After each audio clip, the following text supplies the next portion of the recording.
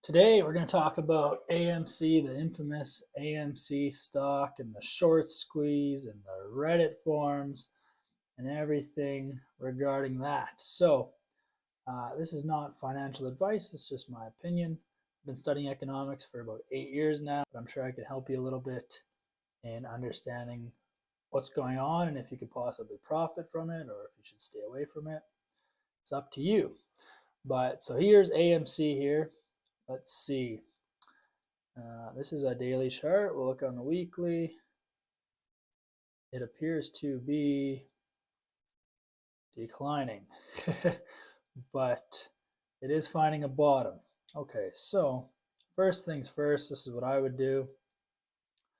I would throw on a 200-day moving average. It's pretty standard. You can still see it is trending down, obviously. And I understand that, like before with Reddit, in those forums, the goal was to buy it in order to push those shorts, and they weren't able to cover their positions, therefore causing the stock to spike up, and then you guys can capitalize. People are capitalizing on that, but that's not really something I'd recommend. But I look at companies as wholes, so more of an unbiased. Let's just look at the company as a whole. Is AMC a good company? Would you want to own AMC? So as far as the stock goes right now, it is trending down. So if you were to buy the stock, that would not be good. But then I like to dig deeper into a company and what it actually is composed of. So like, let's look at AMC's financials. So right now it's worth about $2.1 billion. It is not profitable. It does not pay dividends. Not profitable. Has not been profitable since 2018.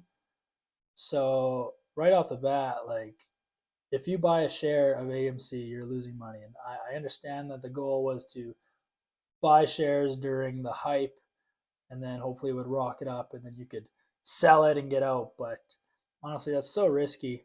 And I think it's just piss poor trading, to be honest.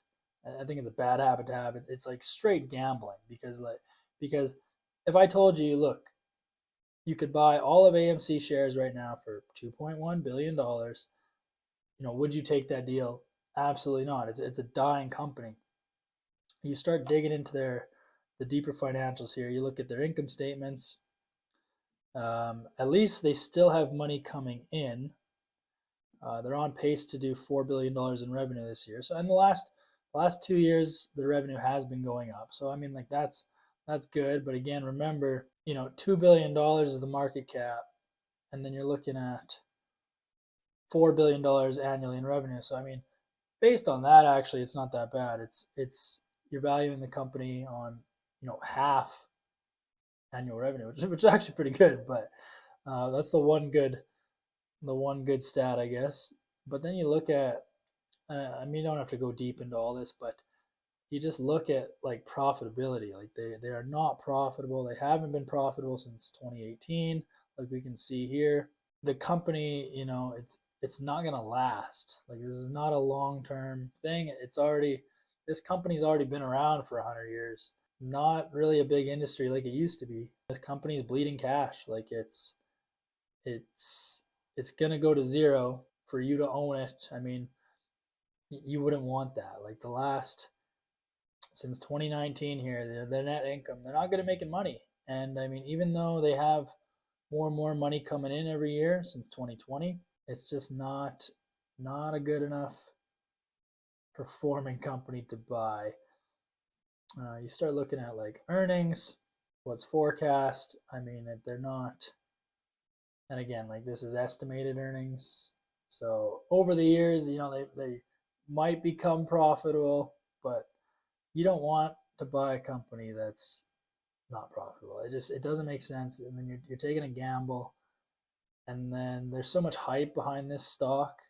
People trying to make quick money, which is never a good thing, I think, to be, because you get stuck in the crossfire. So the stock's going up, down, heavy volatility, and it's a shitty company. You don't even want to own it. So I always use TradingView for everything. And I mean, you can go through everything, where the revenue is coming from, and if that's going to increase or if it's been trending up or down. So I mean, like we've seen, their revenue is going up, but long term, I don't think it'll be good. They have a shit ton of employees, which is hard on the payroll. Oh, and one more thing, you want to look at the balance sheet, and you want to see what kind of debt they have. So they've maintained their debt. They actually haven't went up since 2019, which is pretty good. They've maintained their debt, but again, it's still $10 billion in debt, which is bad. $9.3 billion in net debt, $9 billion in assets. So if you take the total assets and you minus the debt, that's not good. That's a $0 company. I mean, those are basic economics of the company. They're not everything, but I'm not that smart, so I try to simplify things.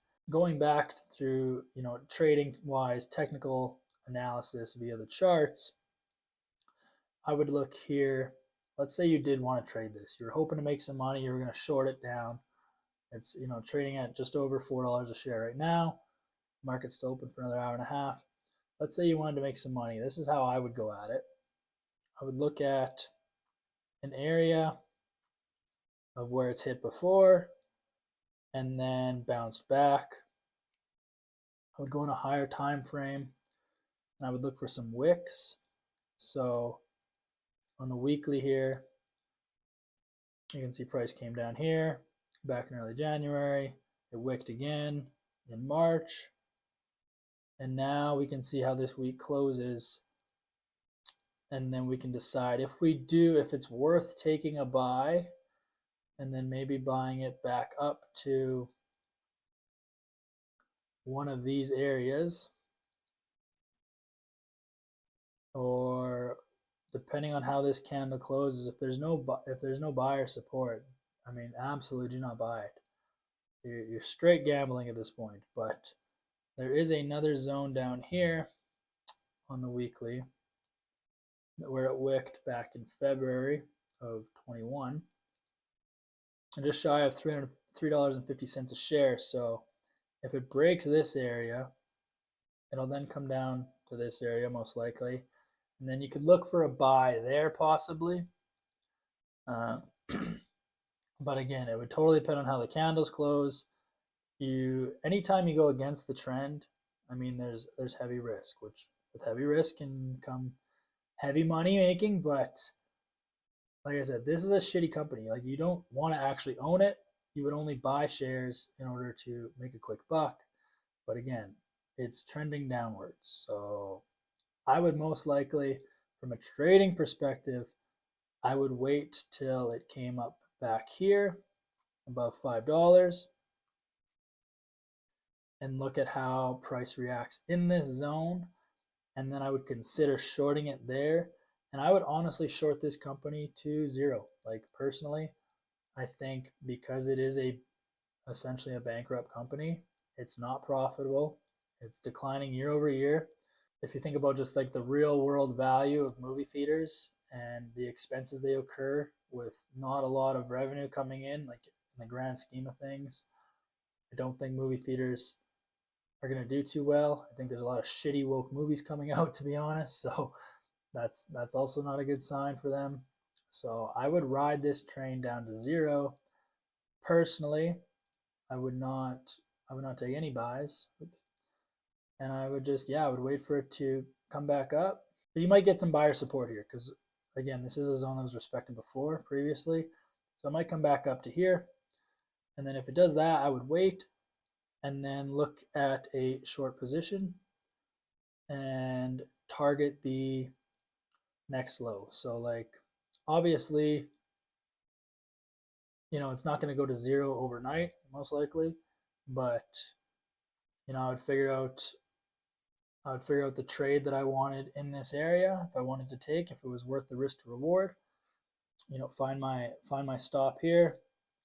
And I would target again this zone where it previously was, or I would go down a zone further to this 338 range, right between like 325 and 350 kind of thing. And then that would be my trade setup for that. So If you found value in this video, please like, subscribe. I'm going to be putting out videos regarding all public companies that I find appealing or interesting, or ones that maybe you could learn something from, just breaking down the economics of them. So thanks for watching.